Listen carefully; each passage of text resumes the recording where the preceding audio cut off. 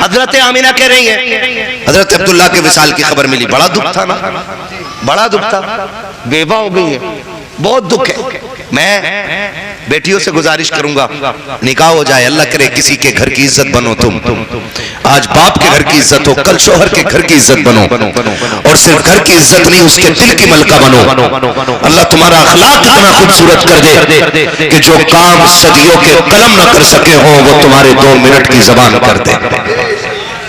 میری تو یہ دعا ہر بہن کے لیے، لیکن ایک التجا بھی ہے، کبھی جھگڑا ہو بھی جائے نا شوہر سے تو بد دعا نہ دینا، کبھی بد دعا نہ دینا، کبھی یہ مت کہنا کہ تم مر کے لوٹے، کبھی یہ مت کہنا تیری شکل دیکھنا نہیں چاہتی۔ صبح ہی صبح کچن میں سے آواز آ رہی ہے تو آوے نہ لوٹ کے، تو مر جا، تیرا نہارا پٹو ہو جا، وہاں سے کچن میں سے اتنی موٹی موٹی بد دعائیں ہے، اس نے بیچارے نے تھیلا اٹھایا چل دیا۔ بیٹیوں سے گزارش ہے، شوہر پاگل بھی ہوتا ہے نا عورت کے لیے پہاڑ ہوتا ہے، شوہر دیوانہ بھی ہوتا ہے عورت کے لیے صاحبان ہوتا ہے، شوہر اگر بے وقوف بھی ہو تو تیرے لیے سب سے بڑا سہارا ہوتا ہے۔ کبھی اس کے لیے موت نہ مانگنا، جس دن یہ مر گیا اس دن تجھے کوئی سہارا دینے والا نصیب نہیں ہوگا۔ اور بیٹی والوں آپ سے ایک بات کہہ جاؤں، بچیاں جوان ہو جائیں نا ہاتھ اپنے سامنے پیلے کر جانا۔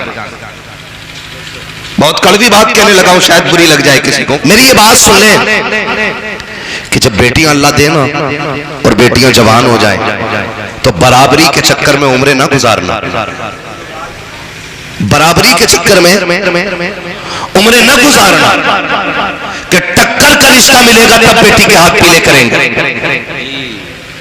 آپ نہیں جانتے جب بیٹیاں باپ کے بغیر گھر میں رہ جاتی ہیں نا تو شفقت کا ہاتھ رکھنے والے کم، کتوں کی نظر سے دیکھنے والے زیادہ لوگ ہو جاتے ہیں۔ غلط نہیں کہہ رہا ہوں میں نے دنیا دیکھ لی ہے اتنی عمر میں، شفقت کا ہاتھ رکھنے والے کم، کتے کی نظر رکھنے والے زیادہ ہو جاتے ہیں۔ اس لیے کوشش کرنا اپنی بیٹی کے ہاتھ اپنے سامنے پہ لے کر جاؤ تاکہ تیری بیٹی کو سہاگ کا جوڑا پہننے سے پہلے اپنے کپڑے اتارنے نہ پڑ جائیں۔ ہماری قوم کے شریفوں کی کہانیاں ہیں یہ، ہمارے قوم کے امیروں کی کہانیاں ہیں یہ۔ بے شک مدد کریں گے غریب کی، لیکن پہلے عزت اتاری جاتی ہے، پہلے یتیم سے جوتے اٹھوائے جاتے ہیں، پہلے بیوہ کے دوپٹے اتارے جاتے ہیں، تب جا کر کے مدد کی جاتی ہے۔ کیا تمہیں نہیں معلوم ہے کچھ دن پہلے ایک عورت کا انٹرویو آیا تھا، اس نے کہا تھا اللہ نے 4 بیٹے دے دیے ہیں، چاروں حافظ قرآن ہے، لیکن میں ڈوب کے مرنا چاہتی ہوں، میں پھانسی لگانا چاہتی ہوں۔ کیا اسلام مجبوری میں اجازت نہیں دیتا؟ مولوی نے کہا تھا کون سی مجبوری ہے؟ اس نے کہا جب بچے سے ہوئے میں اپنی قوم کے امیروں کے پاس گئی، انہوں نے میرے چہرے کی طرف پہلے دیکھا ہے، غربت کو بعد میں دیکھا ہے، سب نے میری غربت میں مدد کے بجائے میرے جسم کی بولی لگائی ہے۔ کہا میں سمجھ گئی تھی ایسی زندگی سے تو ایسی بیٹیوں کا مر جانا بہتر ہوا کرتا ہے۔ آپ سے کہنا چاہتا ہوں بچیاں جوان ہو جائیں فوراً ہاتھ پیلے کرو، ورنہ تمہارے بعد تمہاری بیٹیوں کے سر پہ دوپٹے رکھنے والے کم اور دوپٹے اتارنے والے زیادہ آئیں گے۔ کہہ رہے برابری کا نہیں مل رہا، کیوں؟ تو 18 فٹ کا برابری کہتے کس ہے بھائی؟ ٹکر کا ہو کیوں سینگ لڑا گا؟ بھینسوں کی لڑائی ہے یہاں، مرغوں کی لڑائی ہے۔ داماد دیندار ملے، عقیدے کا مسلک اعلیٰ حضرت والا ہو، عمل میں حلال کھانے والا ہو، نمازوں کا پابند ہو، آنکھیں بند کر کے بیٹی اس کے حوالے کر دے، اس لیے کہ جو رب کا حق ادا کر سکتا ہے وہ تیری بیٹی کا بھی حق ادا کر سکتا ہے۔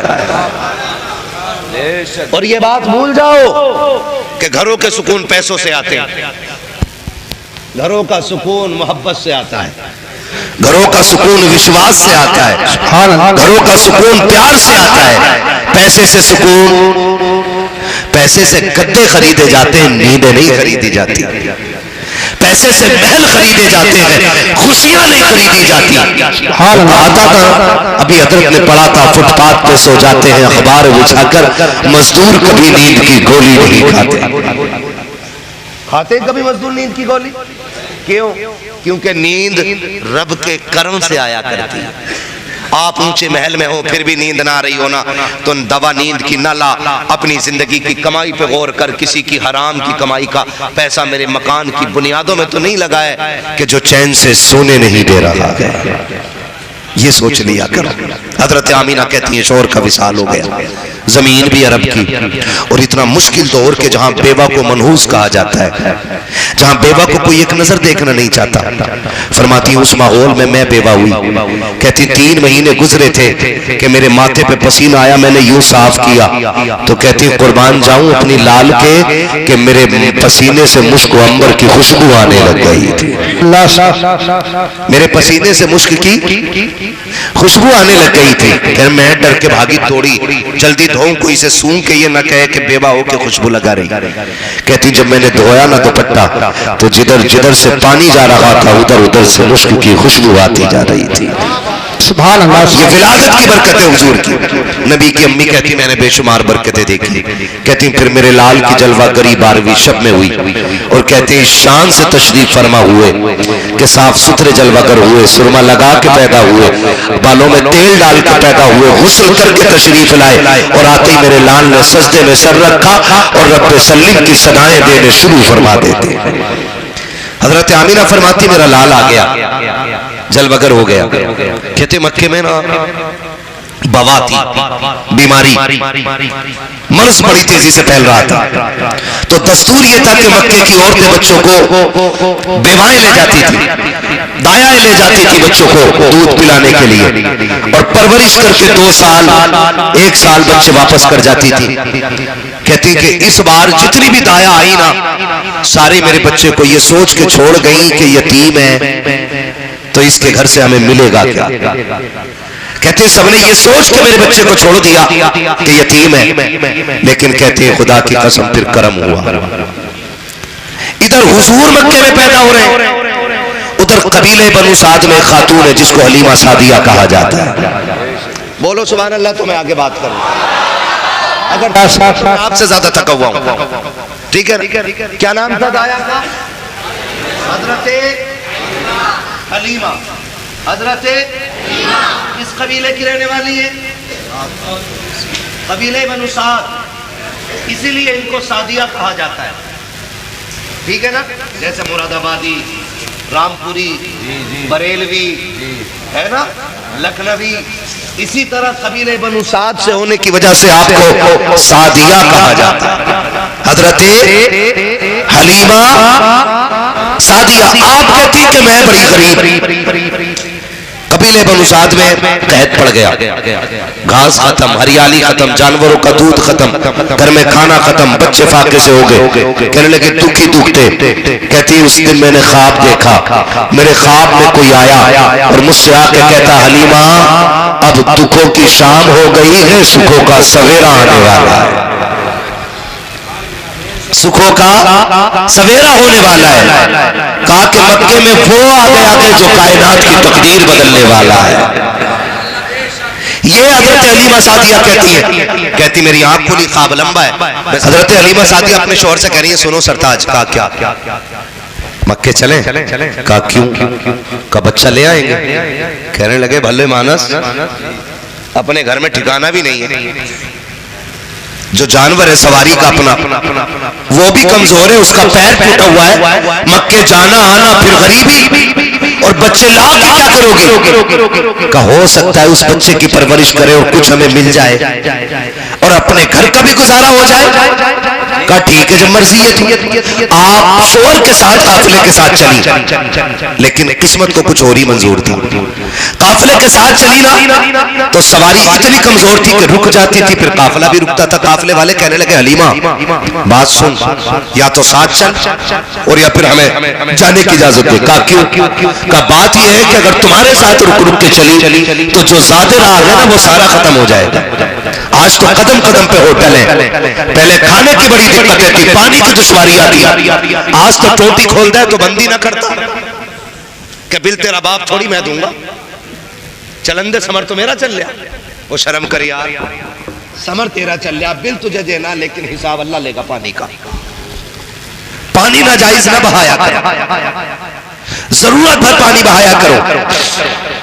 تو پانی کی کمی تھی, آمینہ اگر ہم تیرے ساتھ چلے تو پیاسے مر جائیں گے, ہمیں جانے دے. حضرت آمینہ نے کہا ٹھیک. جب قافلہ چھوڑ کے گیا, آنکھ اٹھائی آسمان کی طرف اور کہتی ہے مالک ایک بات بتا, کیا غریبوں کے مقدر بھی غریب ہوتے ہیں؟ کیا غریبوں کے مقدر بھی غریب ہوتے ہیں؟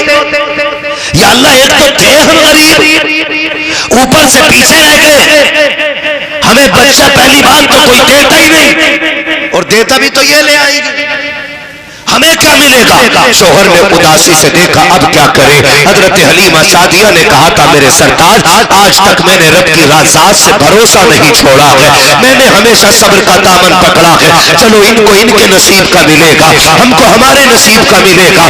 آپ جب مکے میں داخل ہو رہی ہے, تب آپ کے ساتھ والی واپس جا رہی ہے. عرب کا دستور یہ تھا, جب دایا رات کو آتی تھی حرم شریف کے دروازے پہ بیٹھ جاتی تھی, جس کو دایا کی ضرورت ہوتی تھی وہ آ کر کے لے جایا کرتا تھا. حلیمہ سعدیہ بھی آ کر کے بیٹھی ہے, لیکن دایا بچے لے جا چکی ہے. حضرت حلیمہ کہتی ہے کہ میں بے چین و بے قرار تھی, رات کا سناٹا ہے, کوئی یار و مددگار نہیں ہے, کوئی امید کی راہ نہیں ہے. میری نگاہ اٹھتی ہے, جا کے خانے کعبہ سے ٹکرا جاتی ہے. کہتی میں اپنی جگہ سے اٹھی ہوں, میں نے جا کر کے غلاف کعبہ پکڑ لیا ہے اور رو کے کہا تھا کعبے والے تو خوب جانتا ہے کہ مجھے مجبوری لے کر کے آئی ہے. اے میرے پروردگار, میرے بچے بھی فاقے سے ہیں, میرے گھر کے جانور بھی بھوکے ہیں, میرے مولا تو خوب جانتا ہے ماں باپ اپنے لیے کچھ نہیں چاہتے ہیں, جو بھی چاہتے ہیں اولاد کے لیے چاہتے ہیں. مالک اتنا تو دے دے کہ میرے بچوں کی بھوک ختم ہو جائے.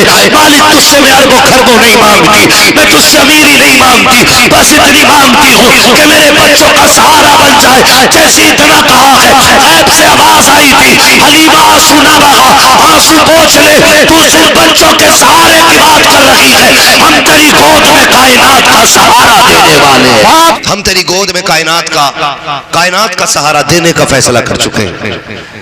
ابھی بیٹھی ہیں, اتنے میں نا حضرت عبد المطلب میرے نبی کے دادا, کعبے کے متولی, خاندان قریش کے سردار, اس شان سے حرم شریف کے دروازے پہ آئے کہ ان کے ماتھے کی محراب بتا رہی تھی کہ یہ کسی بڑے خزانے کا بڑا شہزادہ ہے. آپ آئے, آپ نے آواز دی کوئی دایا ہے؟ حضرت حلیمہ کہتی ہے کہ خوشی کی میری انتہائی نہیں رہی, میں نے بغیر کچھ کہا جی میں ہوں میں کہتی میں یہ کہتی ہوئی دوڑ گئی. آپ نے میرا منہ دیکھا, فرمایا نام کیا ہے؟ کہا حلیمہ. کہا پھر آ جاؤ. حلیمہ نام ہے جی, پھر آ جاؤ. حضرت حلیمہ کہتی ہے کہ حضرت عبد المطلب آگے آگے, میں پیچھے. میں کپڑے دیکھ کے حساب لگا رہی تھی, سردار ہے کوئی, بچہ پرورش کریں گے, اس کے گھر کا تو سونا چاندی ملے گا. کہتے ہیں بھی چلی ہی تھی کہ عبد المطلب نے مڑ کے دیکھا اور کہا حلیمہ بچہ تو ہے لیکن یتیم ہے, اس کا باپ نہیں ہے, لے جانے سے پہلے فیصلہ کر لینا. حضرت حلیمہ کہتی ہے کہ بس اتنا سنا نا تو ایسا لگا جیسے بجلیاں گر گئی, اب خوشی ہی ختم ہو گئی. کہتی لیکن مقدروں پہ قربان جاؤں, رات تھی جب میں پہنچی حضرت حلیمہ آمینہ کے گھر. کہتی میں نے دروازے پہ دستک دی, آواز آئی کون؟ میں نے کہا دایا. تو کہتی میں نے اتنا کہا کہ دایا, تو اندر سے آواز آئی کیا تیرا نام حلیمہ ہے؟ حضرت حلیمہ کہتی ہے کہ اندر سے آواز آئی حضرت آمینہ کی, کیا تیرا نام حلیمہ ہے؟ میں نے کہا جی. کہا پھر اندر آ جا. کہتی میں اندر گئی, وہ تماشا نہ کر بھائی, میں اندر گئی, میں نے جا کے پوچھا آمینہ میں کبھی آپ سے ملی تو نہیں, اور میں نے کبھی آپ کو دیکھا نہیں, آپ نے مجھے نہیں دیکھا, پھر میرا نام آپ کو کس نے بتا دیا؟ میرا نام کس نے بتا دیا؟ تو حضرت آمینہ نے کہا تھا حلیمہ تجھے کیا بتاؤں کہ تو مکے میں بعد میں آئی ہے, تیرے آنے کا چرچا مکے میں پہلے ہونے لگا ہے. کہا کہ کیسے؟ کہا جناب عبد المطلب خانہ کعبہ کا طواف کر رہے تھے اور طواف کرتے کرتے خیال آیا کہ بچہ اتنی عظمتوں والا ہے تو دایا کہاں سے لائیں گے؟ تو آواز آئی عبد المطلب محبوب ہمارا ہے تو دایا ہم ہی بھیج کے دکھائیں گے۔ کہا پھر وہ کیسے پہچانی جائے گی؟ تو غیب سے کہا تھا کسی نے نام حلیمہ ہوگا، قبیلے بنو سعد کی ہوگی، کہا حویلی کچی ہوگی، ایمان بڑا پکا لے کر کے آئے گی، ایمان بڑا پکا لے کر کے آئے گی۔ حضرت حلیمہ آ گئی، حضور کے گھر میں آ گئی، آ کر کے آمینہ لال کدھر ہے؟ تو حضرت آمینہ کہتی حضور پالنے میں لیٹے ہوئے تھے، کہتی میں ادھر بڑی، میں نے حضور کو دیکھا حضور سوئے ہوئے ہیں، اور مائیں جانتی ہیں بچوں کو کیسے جگایا جاتا ہے، کہتی میں نے سینے پہ ہاتھ رکھا، حضور نے آنکھیں کھولنے سے پہلے مسکرانا شروع کر دیا تھا، گویا حضور کہہ رہے تھے کہاں سے نکلے؟ ہاں تو ٹھیک ہے، توجہ ہے سارے لوگوں، مسکرانا شروع کر دیا۔ حلیمہ سعدیہ کہتی مسکرائے نا تو کہتی میں برداشت نہ کر سکی، میں نے سرکار کو بلایا، آقا کریم نے آنکھ کھولی، کہا جیسی آنکھ کھولی ہے میں نے حضور کو اٹھایا اور سینے سے لگایا، کہتی سینے سے لگنے کی دیر تھی اللہ نے سارے دکھ دور فرما دیے ہیں، سارے دکھ دور فرما دیے ہیں۔ کہا پھر حضرت حلیمہ کہتی ہے میں حضور کو لے کر کے بیٹھ گئی جیسی سرکار کو لے کر کے بیٹھی ہوں۔ اب حضرت آمینہ نے کہا تھا حلیمہ میرا لال لے کے تو جا رہی ہو، یہ تو بتاؤ پیسے کتنے لوگی، سونا کتنا چاہیے، چاندی کتنی چاہیے؟ حلیمہ سعدیہ کہتی ہے بس اتنا بتا دیجئے لال دینا ہے کہ نہیں؟ کہا جب صحیح سے دیکھا ہے اب پیسے کا سوال ختم ہو گیا ہے، کہا بتانا کیا ہے؟ کہا یہ بتاؤ اسے لے جانے کی اجازت ہے کہ نہیں؟ کہا اگر اجازت نہ دی تو کہا پھر اس کی نوکرانی بنا کے رکھ لینا۔ کہا کیوں؟ کہا جب صحیح سے دیکھا ہے چھوڑنے کو دل نہیں کرتا ہے۔ کہا کیوں؟ کہا وجہ یہ ہے کہ زلف دیکھی ہے کہ نظروں نے گھٹا دیکھی ہے، لٹ گیا جس نے محمد کی عطا دیکھی۔ حضرت فرماتے ہیں وہ جو نہ تھے تو کچھ نہ تھا، وہ جو نہ ہو تو کچھ نہ ہو، جان ہے وہ جہان کی، جان ہے تو جہان ہے۔ حضرت حلیمہ حضور کی رضائی امی ہے، پوری زندگی حضور نے اپنی رضائی ماں کا احترام کیا۔ آج سگی ماں کی عزت نہیں کر رہا ہے بندہ، سگی ماں کی عزت نہیں کر رہا ہے، حضور رضائی ماں کا احترام کرتے ہیں۔ حضور نے رشتوں کی قدر کی، 63 سالہ زندگی میں پورا نظام بنا دیا، اور یاد رکھیے گا کامیاب وہی رہے گا جو نظام مصطفیٰ کے مطابق زندگی گزارے گا، نظام مصطفیٰ کے مطابق زندگی گزارے گا۔ ہاں کوشش کیجئے گا اپنے آپ کو اتنا بہتر کر دیں گے کہ لوگ ہمیں دیکھیں گے اور کہیں گے واقعی مسلمان کو ایسا ہونا چاہیے تھا، اور ایسی زندگی گزاریں نوجوانوں، ایسی زندگی گزاریں کہ جب انتقال ہو اور جنازہ چلنے لگے لوگ پوچھیں کس کا جنازہ ہے تو تمہارے جنازے کی خوشبو کہے لہد میں عشق رخ شہ کا داغ لے کے چلے، اندھیری رات سنی تھی چراغ لے کے چلے، تیرے غلاموں کا نقش قدم ہے راہ خدا، وہ کیا بھٹک سکے جو یہ سراغ لے کے چلے۔ وَأَمَّا بِنِعْمَةِ رَبِّكَ فَحَدِّثْ، اپنے رب کی نعمتوں کا خوب خوب چرچا کرو۔